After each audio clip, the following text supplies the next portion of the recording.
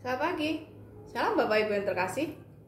Saat-saat sekarang ini kita merasakan bahwa keadaan belum banyak perubahan sejak awal terjadinya pandemi. Bahkan Jakarta kembali mengalami PSBB seperti saat awal terjadinya pandemi. Dan kota kita tercinta mengalami lonjakan penderita yang makin banyak. Situasi belum membaik, mungkin pekerjaan kita juga belum membaik. Kondisi keuangan kita belum membaik. Pergerakan kita juga masih terbatas. Kita harus mulai membiasakan diri dengan tatanan new normal.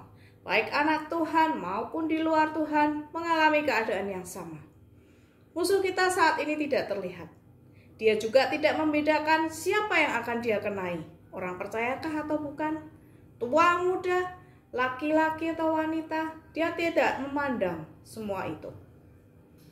Bapak Ibu, ada seseorang, dia dengan wajah putus asa menemui pendetanya.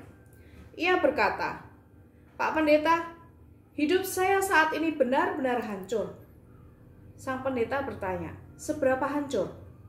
Sambil menutup kepalanya, ia berkata, "Benar-benar hancur, Pak Pendeta. Tidak ada lagi yang tersisa pada saya. Satu-satunya yang tersisa pada saya hanya tinggal Allah." Bapak Ibu yang terkasih, apakah Bapak Ibu tahu? Justru itu bagian yang terbaik, bagian yang paling baik dalam hidup kita sebagai orang percaya. Hanya Allah yang ada, hanya Allah yang tersisa, hanya Allah yang kita punya. Karena sejatinya itulah harta paling berharga kita sebagai orang percaya, Allah. Orang yang hanya memiliki Allah mempunyai kekuatan lebih dari cukup untuk memperoleh kemenangan. 2 Tawari 20 ayat 15 berkata, "Janganlah kamu takut dan terkejut karena laskar yang besar ini, sebab bukan kamu yang akan berperang, melainkan Allah." Amin. Sebesar apapun laskar musuh yang kita hadapi, masalah kita kah, pergumulan kita, sakit penyakit kita, apapun itu, satu hal yang pasti, bukan kamu yang akan berperang melawan masalah itu. Bukan kita yang akan menangani pergumulan kita. Bukan kita yang berkuasa melawan sakit penyakit kita. Tapi Allah yang berkuasa itu yang berperang gantikan kita. Saat itu bangsa Yehuda sudah putus harapan menghadapi musuh.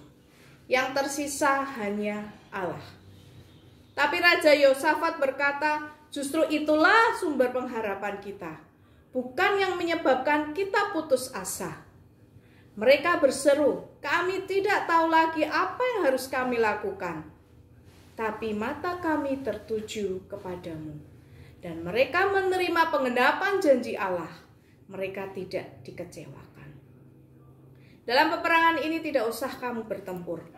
Tinggallah berdiri di tempatmu. Dan lihatlah bagaimana Tuhan memberikan kemenangan kepadamu. Janganlah kamu takut dan terkejut. Majulah menghadapi halangan apa yang ada di hadapanmu. Tuhan yang akan menyertai kamu. Kemenanganlah yang akan kau terima. Ketika Allah adalah satu-satunya yang kita miliki, kita telah memiliki segala yang kita butuhkan. Tuhan memberkati.